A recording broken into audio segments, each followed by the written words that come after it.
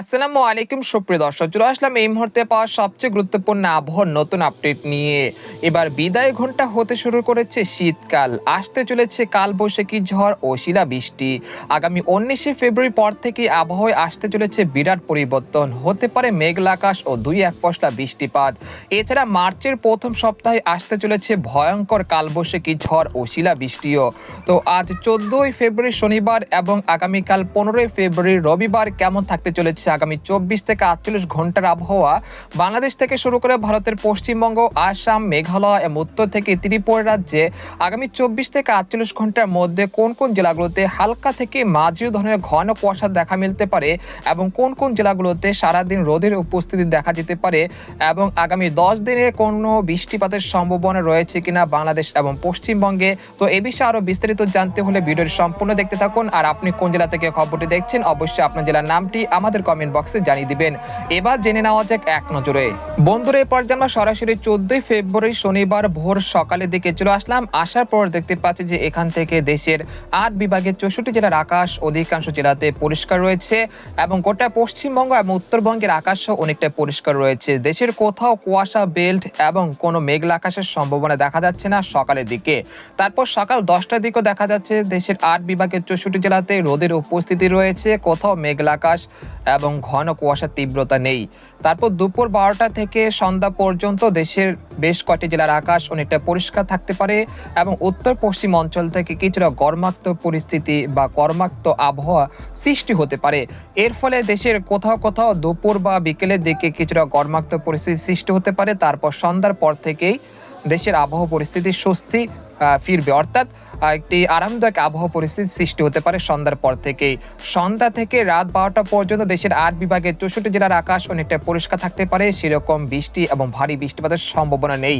তারপর 15 থেকে 16 ফেব্রুয়ারি দেশের আকাশ অনেকটা পরিষ্কার থাকতে পারে। তারপর 17 বা 18 ফেব্রুয়ারি পর্যন্ত দেশের আকাশ অনেকটা পরিষ্কার থাকার সম্ভাবনা রয়েছে। তারপর 19শে ফেব্রুয়ারি পর থেকে একটি পশ্চিমী ঝঞ্ঝা আসতে পারে, যার প্রভাবে দেশের আকাশে কিছুটা মেঘলা মেঘলা হতে শুরু করবে আগামী 19 বা 20 বা 21শে ফেব্রুয়ারির মধ্যে। তবে এখানে দেশের কোথাও ভারী বৃষ্টিপাতের সম্ভাবনা তেমন দেখা যাচ্ছে না। আগামী 19শে ফেব্রুয়ারি রাত 9টা থেকে 20শে ফেব্রুয়ারি সকালের মধ্যে দেখা যাচ্ছে যে এখানে রংপুর, কুড়িগ্রাম, ঠাকুরগাঁও, রাজশাহী, চাঁপাইনবাবগঞ্জ, সিংড়া, বগুড়া, নাটোর, সিরাজগঞ্জ, সরিষাবাড়ি, ময়মনসিংহ, মারধান এই অঞ্চলে কোথাও কোথাও আকাশ আংশিক মেঘলা থেকে মেঘলা থাকার সম্ভাবনা রয়েছে 20শে ফেব্রুয়ারি শুক্রবার সকালের দিকে। তারপর সকাল 9টার দিকে চলে আসলাম। আসার পরে দেখতে পাচ্ছি যে রাজশাহী, ময়মনসিংহ, রংপুর বিভাগে 2-1টি স্থানের আকাশ কিছুটা মেঘলা থেকে মেঘলা থাকতে পারে। এরপর 21 থেকে 22শে ফেব্রুয়ারি পর্যন্ত দেশের আবহাওয়া পরিস্থিতি স্বাভাবিক থাকতে পারে, অস্থিরভাবে আংশিক মেঘলা থাকতে পারে, তবে দেশের কোথাও বৃষ্টিপাতের সম্ভাবনা পাওয়া যাচ্ছে না।